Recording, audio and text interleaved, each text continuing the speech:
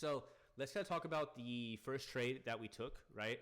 Right when market opened, we waited a while. We waited a while for this trade, right? Market was just like yesterday or pre-market, right? So if we go to, let's go to like the 2 minute here. Oh, let's actually go to a 5 minute. We can see that when I opened up and saw the market, I'm like, oh my goodness, the market has this massive gap. Well, what is an opening range gap? What even does that mean, right? So an opening range gap pretty much means usually on Sunday night or on market open, there's a lot of volume. Like when I mean a lot, there's a ton of volume and it's a gap, right? There's so much buying pressure that it gaps up to a specific price. There are gap ups and there's gap downs. Now, don't get confused between, oh, wait, Will, is this an ICT concept? Is that a fair value gap? No, not at all. It's not a fair value gap at all. It's an opening range gap, okay? Now, an opening range gap acts as a major level of support or resistance, meaning that I talked to you guys this morning, hey, if we are able to break below this, we have to fill this gap. And this is a pretty nice move that we can capitalize on. So when we're looking at this, right, when we're looking at taking a trade, obviously what does pre-market say? We're consolidation / bullish, right? This is pre-market highs right here, right? And we can see how right when market opened, we came all the way back up to pre-market highs and we wicked all the way back down, right? And you can see how I'm like, okay, if we can wick pre-market highs, we can pretty much start selling off. And this started looking really, really good, right? We actually saw that we were consolidating here a little bit. We could have taken a short here. This could have looked massive. But what is one thing that I continue doing wrong? What is one thing that I did wrong today? And that is trade against the trend. That is trade above the VWAP, right? The overall market these last couple of days have been trading what? Above the VWAP. So when I saw this, I'm like, cool, let's see if we get selling pressure. I even told you guys I was interested in taking a trade. And we did take a trade. I really was. But then we obviously got complete chop. And then we came back up and we broke above all-time highs. Now, when we broke above all-time highs, this is kind of where I was like, I just don't like longs because we don't know. I did not know that we were just going to push all the way up here. Like, look at that. It's massive. But when I started seeing this, and this is about understanding and reading price action. When I started seeing that buyers were dying, and how did I know buyers were dying? Because look at this consolidation right here. This consolidation is going to truly tell us that the buying volume is giving up. When we see this type of stuff, and same thing with sellers, right? When let me get my tool here. When we start seeing stuff like this, or we start seeing things like this, and it's pretty much consolidation, right? This is areas where buyers or sellers are just getting, volume is dying out. So when we look at this, look what happens. We got rejected. We formed a lower high, and this is why I really like the short play here, right? And this is why we took that short play, because when we got that lower high here, right, we actually just started dumping. So that's why I took a trade all in this area. And now, obviously, what's the mistake we did? We traded against the trend because what are we doing? Are we trading above or below the VWAP? Above, right? You guys can know this last couple of days what I've been doing. I've been taking shorts above the VWAP. Now, yes, I've been walking away because I still am identifying price action. I'm still being able to catch the trend when there is a pullback, but I'm still shouldn't be taking shorts, right? The gains should have been longs, saying, okay, well, if we're dying out here, well, we should wait for maybe a retracement, maybe look for a pullback, and maybe take long somewhere here or somewhere here. So, I mean, the trade itself is good, but the overall game plan is bad because we're breaking one of my rules, right? So that's, again, why I kind of took that short. But what should we be doing? Obviously taking longs because we're trading above the VWAP. And you guys can see we've just been stair-stepping higher and higher and higher. Every single time the buyers were giving out, here, right? What happened? We didn't really pull back. We pulled back slightly and then had another leg up. Pulled back slightly and had another leg up. So the mistake that I made today, again, I'm human, right? I still have emotions. I was super bearish or super biased on the downside. Now, moving forward for the rest of this week, I should be like, you know what, Will? We have a massive gap right here. Let's be aware of that. Let's truly wait to take a short position below the VWAP, because when we start trading below the VWAP, our short positions are going to cook, and they're going to cook hard. When we're trading above the VWAP, let's start trying to look for longs. And that's something I have to break. And especially I'm hesitant because why? We're at all-time highs. And we're massively shooting above all-time highs. So I hope that kind of makes sense, guys. I hope that's kind of clicking for you guys. How many of us in here did good today, by the way? Who decided, who did good, who did bad, who did well in their risk management, who did well on their position sizing?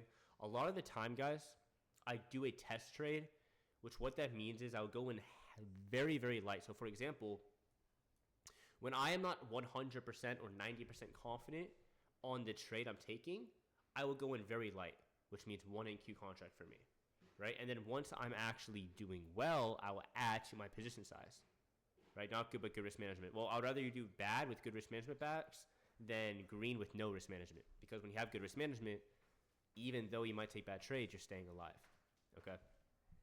So for tomorrow, right, what is the market doing? We're still obviously massively, massively bullish, right? We have to wait for a true downtrend to form, because if we actually go to a downtrend, right, this is, well, this day was just absolutely trash. That was Friday.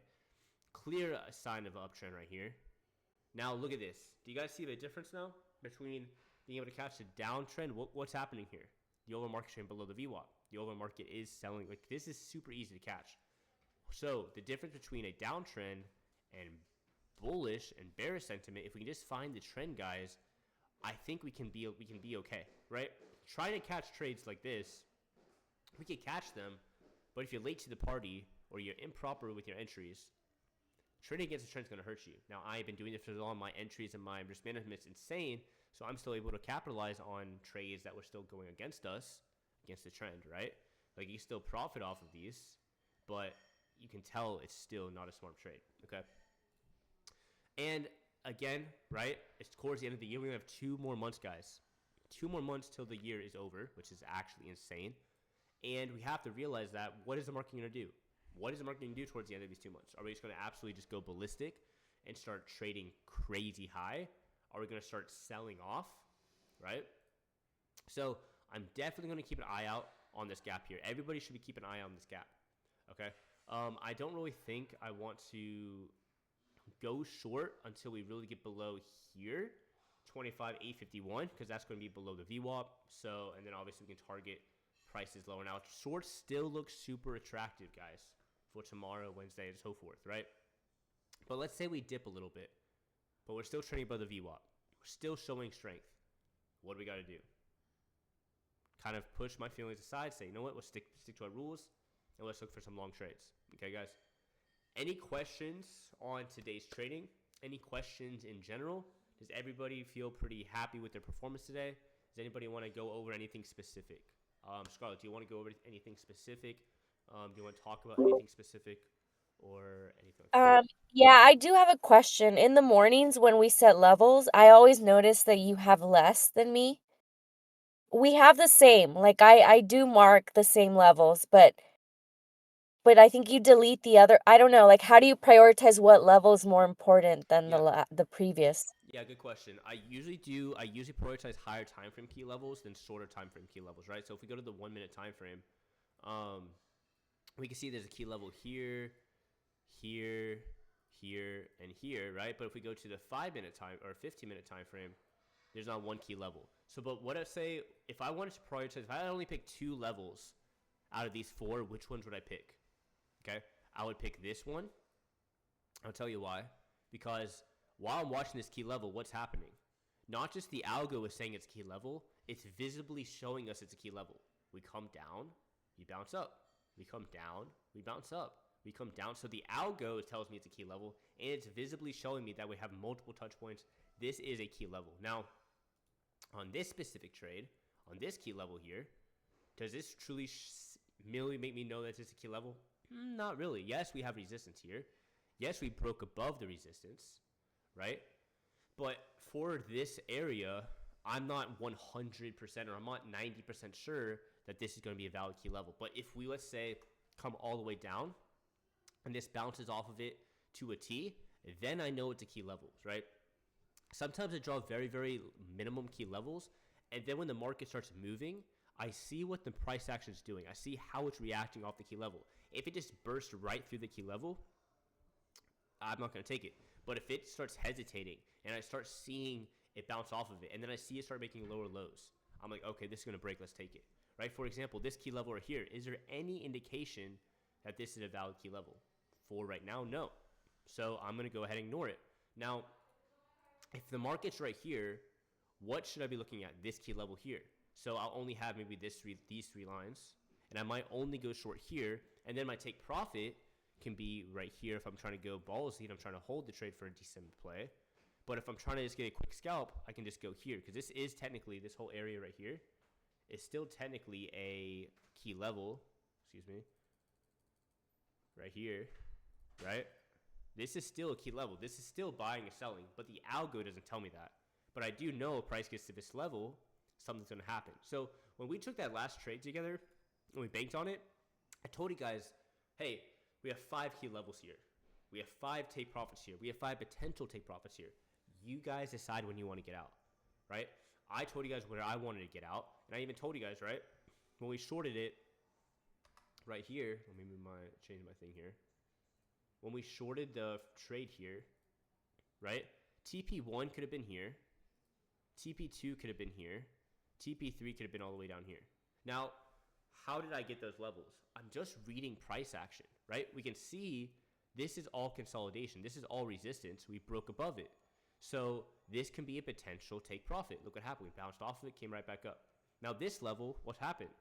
Price came up, wicked perfectly above it. If we just move on over, look what happens. This is a potential key level, and then this is a key level. So let's say I entered here, and that's what I was scaling out of my trade. When TP1 hit, I sell a position. When TP2 hits, I'm sell a position. And I told you guys, hey, I have one more contract. I'm going to hold it all the way down to here. Did that last contract hit? No, it didn't. So I'm not 100% sure if every single level is going to hit, but at least we're mapping out and scaling out of the trade. Scaling in and scaling out of the trade, guys, and we'll talk more about that tomorrow, is very, very crucial. Being able to be like, okay, I'm going in 5 MAQs here. I'm going to sell 2 here, then sell maybe the 3rd one here, and then sell maybe the 4th and 5th one here. Or, hey, I'm going to sell 3 here. I'm going to sell 1 here, and I'm going to sell 1 here, right? Or, hey, I'm going to go in 2 MNQs here, add 2 if it breaks here, and then subtract. So being able to manage that is going to be super, super crucial, because when we get into chop and we get into drawdown, it's not going to be that scary, because you guys are like, oh, I'm only in 2 NQs or 2 MNQs. Oh, I'm only in 3 MNQs, right? So I hope that kind of answered your question, Scarlett. But yes, it's not bad to have every single key level. Like, I can draw a ton of key levels, but I only draw the ones that really tell me, hey, that's a key level. Hey, we're really truly bouncing off this. Oh, hey, this is really a true resistance level. And that's kind of why I pick those specific levels. Now, it's not bad, but if you have too many lines, I think it just kind of confuses us. Or what we can do is, let's say we're on the 2-minute time frame, we can get the text box tool right here, and we can type in, this is a 2-minute time frame, right? And then we'll press OK. And you can see, boom, 2-minute time frame right here, right? And we can type it so we know which key level is what time frame, right? I usually color code them, but you guys can type them out as well, you know? Or you can only draw out the high time frame key levels. Like, actually draw it out, like mark it out like this. There's a high time frame key level here. There's none here. 30-minute, there's none really there.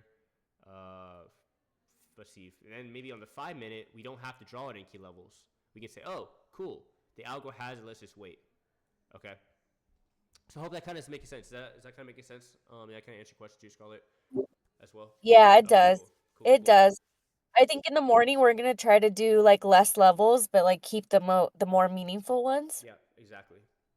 Yeah. Exactly. So, and then that's why I screenshot my levels too. So you as well, you know, you can compare them. Like, you guys can set up in the mornings and say, cool, Wes have them set up. What do I have? You know, and then you guys can match them. And that's why I kind of do that for you and for the team. So it can kind of be helpful as well. So what else we got? Anything else, Scarlett, they kind of want to mention? Or the team, Brent, Omar, Ego, Duffy, we got anything? Or are we all good? I think we're good. Yeah, just hang in there, guys. This is about patience. I don't have patience, to be honest with you. So I'm struggling with that, and I'm like learning every day to just, be calm and have faith that this is gonna happen. So if you guys feel the same, you're not alone. Exactly. It just takes time. It takes patience. And you have to stick to your rules. Like you guys know, I broke one of my rules every single day, right? And you can see every time I'm breaking one of my rules, am I getting massive moves out of the trade? I'm not, because of what am I doing? I'm trading against the trend. Now I'm still following every single other one of my rules, so I'm still finishing green. But because I'm breaking one of my rules, which is, hey, going short when we shouldn't be going short, I'm only capturing 15-point moves or 10-point moves, right? So if you guys don't really know good position sizing or risk management, those very, very quick moves can hurt you guys, okay? So cool, good job, Scarlett. And by the way, I don't know what you guys saw in the comments. We actually we actually met up. She actually saw us in public. It was crazy. It was pretty funny. It was like perfect time, right time, and we actually got to meet up, which was pretty cool. But other than that, guys, hope everybody has a good Monday. Let's get Tuesday, Wednesday, Thursday, Friday in the books. Let's start trading smarter. Let's make sure if you guys are struggling, ask me. If you guys are struggling, hey, Will, you know what? Can we talk about risk management tomorrow? Can we talk about psychology tomorrow? Can we talk about entering our levels tomorrow? Please let me know so I can help what you guys are struggling with and what you guys are really messing up on. Because if I talk about the stuff you guys aren't struggling with and not covering stuff you are struggling with, how are you guys going to get better, right? But other than that, hope everybody has a great Monday night. I'll see everybody tomorrow morning. Let's finish this week off continuing to be green. I think everybody in here is green, right? Is all 11 of us in here green? Hopefully, cross fingers that we are, and let's make it Tuesday, Wednesday, Thursday, Friday. So hopefully maybe this week we can get a payout or get passed on our fundage. So take care, guys. I'll see you guys tomorrow.